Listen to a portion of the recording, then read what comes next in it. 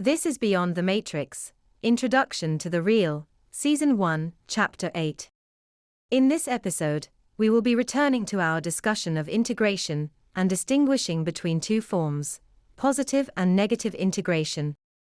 When one refuses to accede oneself to the expression of one's impulses pursuant to the ego-recursive affirmatory narratives of others, it generates dissonant consensualities, resulting in path convolution, a substitution of form-based continuity for the emotional continuity which predominates in the parsimonious path. But the system's reaction to rejection of affirmatory narratives is appropriation of the corresponding impulses, resulting in the state of negative integration. But what is that path parsimony which emotional continuity represents? Path parsimony doesn't entail that every impulse of the other is expressed, but rather that conservation of identity is preserved through the substitution of the other for the self. This substitution reflects the commingling of reactive emotionality within the substance of our nature.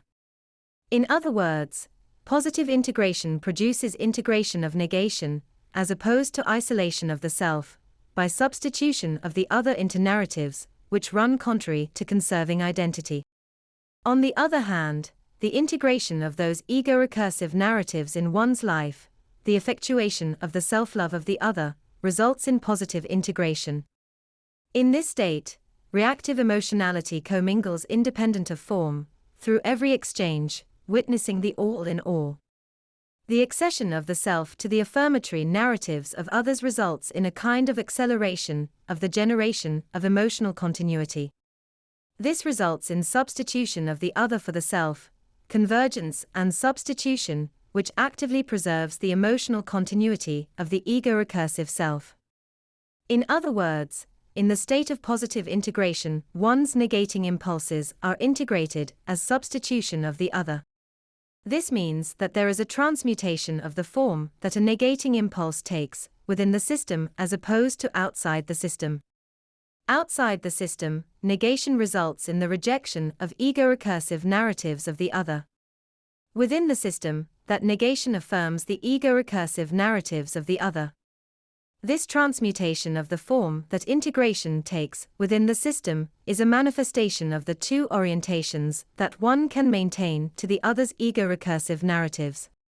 This transmutation of negation, its conversion into a species of integration, as opposed to isolation, represents true alchemy. The spiritual transmutation of one's negation into a form which permits the integration of self within the narratives of others.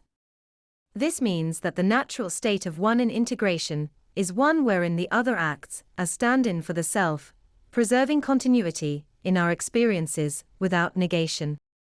In past episodes, we talked about how path parsimony manifests substitution or body switching to preserve emotional continuity in our experiences. This was understood to be projected into the future and the past, generating archetypal convergence between ourselves and others. But in the acceleration of positive integration, we see that this same effect can take place in a matter of seconds or minutes, as opposed to hours or months.